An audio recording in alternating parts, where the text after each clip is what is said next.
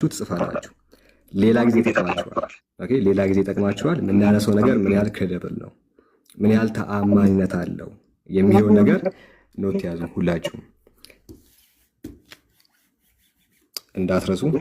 ኢንሻአላህ እንደዛ እናደርጋለን። እሺ፣ ሲሶን ተቀበል። ዳዊት ልኮላል። አዎ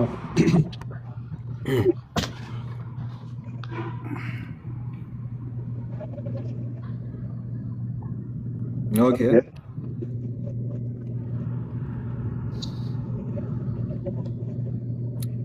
ማስጀመር ትችላለህ ሲሶ። እሺ ጀምር። ያው ላስጀምርልህ፣ ጀምር።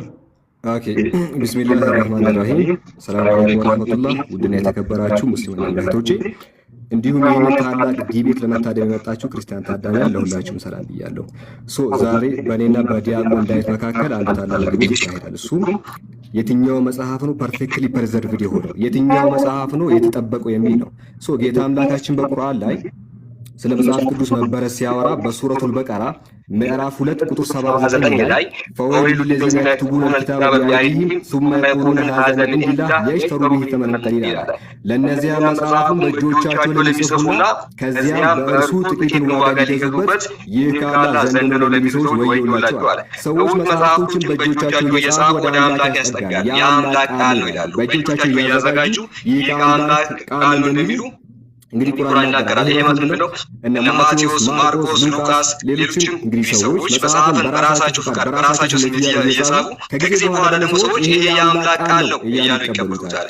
ይሄ ታላቅ ብርዘት ነው። ለዛ ነው በሱረቱ አሊ ኢምራን ምዕራፍ 3 ቁጥር 71 ላይ ያ አህለል ኪታብ የመጽሐፉ ሰዎች ሆይ ሊመ ተልቢሱነ አልሐቀ ቢልባጢል ወተክቱሙነ አልሐቀ ወአንቱም ተዕለሙን አለ። እውነትን በውሸት ለምን ትቀላቀላላችሁ? እውነትንም እናንተ የምታውቁ ስትሆኑ ለምን ትደብቃላችሁ አለ።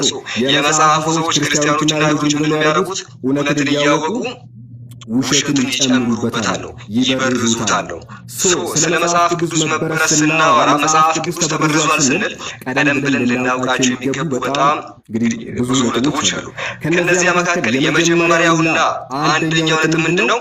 አንድም የመጽሐፍ ቅዱስ የበኩር ጽሑፍ ወይ ደግሞ ኦሪጂናል የሚባለው ቴክስት ባለመኖሩ ነው። ኦኬ፣ መጽሐፍ ቅዱስ ምንድን ነው? በዓለም ላይ ኦሪጂናል ቴክስት ያለው መጽሐፍ ነው፣ የበኩር ጽሑፍ እንለዋለን። ይህን የራሳቸው ስኮላሮች ይናገራሉ። ለምሳሌ ምን ይላሉ መሰላችሁ? we don't have the original writing of scripture, the psalm of David, the letters of Paul, all those original documents plus the writing of Moses, Isaiah and all the others are long gone, lost in the midst of history. የትኛው የመጽሐፍ ቅዱስ ኦሪጂናል ሰነድ የሚባለው ነገር የለም አለ።